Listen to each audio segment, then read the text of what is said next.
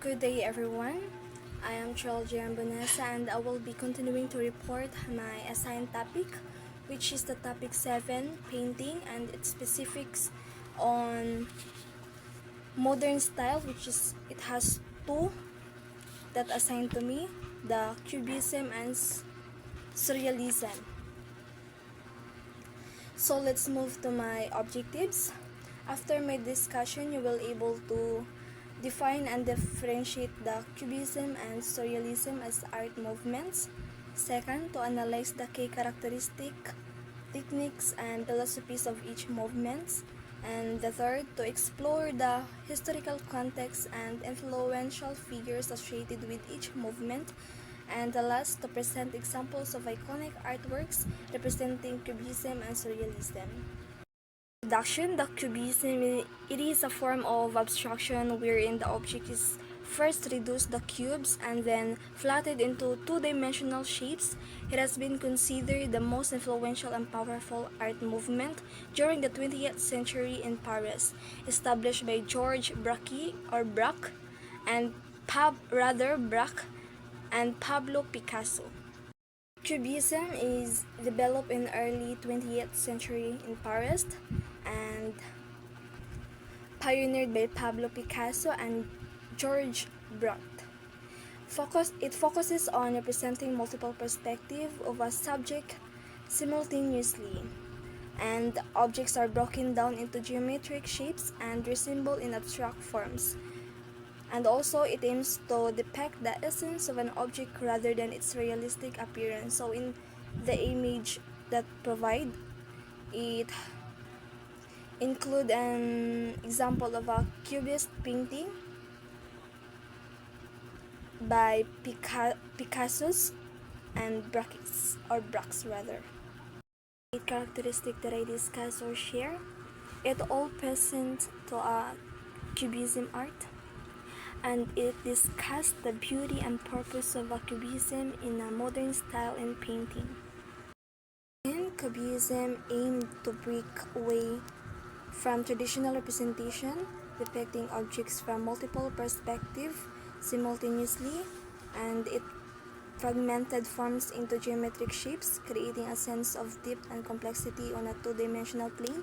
The goal was not to create a realistic image, but to represent the sense or essence of the object through its structure and form.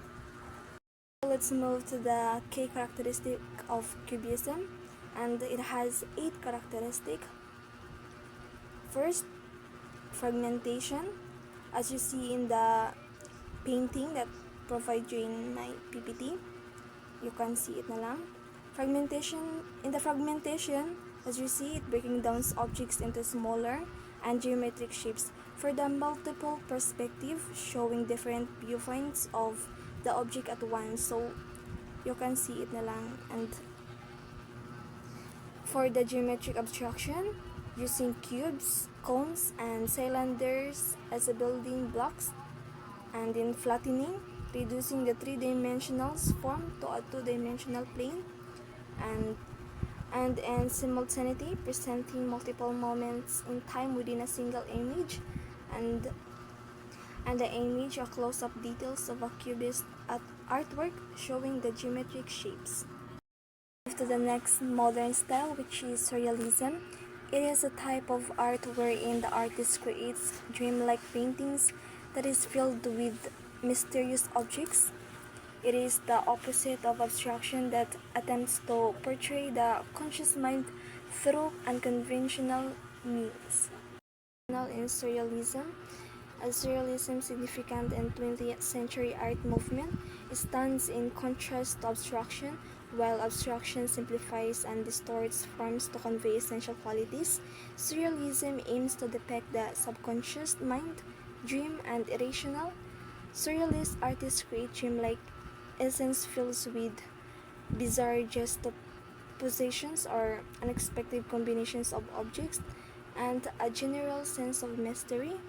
Then the goal is to unlock the power of the unconscious and present it visually. Let's move to the key characteristic of Surrealism. First, dreamlike imagery. or evoking the atmosphere and illogical nature of dream. And as you see in the image, the dreamlike quality or image or imagery, the overall scene has a whimsical, dreamlike atmosphere. The soft colors, flowing lines, and the unusual juxtaposition of a girl, a house, and a winged cat contribute to this effect. The image feels more like a scene from a fantasy or dream than a depiction of reality. Second, juxtaposition, combining unrelated objects in unexpected ways. It means, as you seen in the image, juxtaposition, the most striking surrealist element is the unexpected combination of the girl, the house perched on the cat's back, and the cat itself, which has wings. These elements are not logically connected in reality, as you seen in the image. And then the symbolism, using objects and images to represent unconscious thoughts and desire. It means, as you see in the image, symbolism likely has symbolic meaning, though its interpretation is open to individual perspective. The cat could symbolize freedom or a guide into a magical world, and the house could represent home, security, or even the subconscious mind itself. The girl might represent innocence or a journey of discovery. And the last I forgot to include in my PPT, the organic and abstract forms. The forms are not strictly realistic but have an organic, flowing quality, blending abstract and representational elements. Those are the key elements of surrealism. Again, surrealism sought to tap into the unconscious mind, expressing dreams, fantasies, and irrational thoughts through art. It used unexpected juxtapositions of objects, dreamlike image, and symbolism to create a sense of wonder and disorientation. The goal was to challenge conventional reality and liberate the imagination. Similarities of the two, the Cubism and Surrealism. It created a table comparing and contrasting the two movements based on their key characteristics, techniques, aims, and historical context. Both Cubism and Surrealism revolutionized the art world. Their influence can be seen in various art forms and popular culture.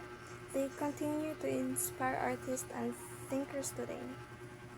Be all, and I hope you gain knowledge, and in my delivery and reporting I hope it's understandable, and I hope you understand the two types of modern style in painting, which is the Cubism and Surrealism.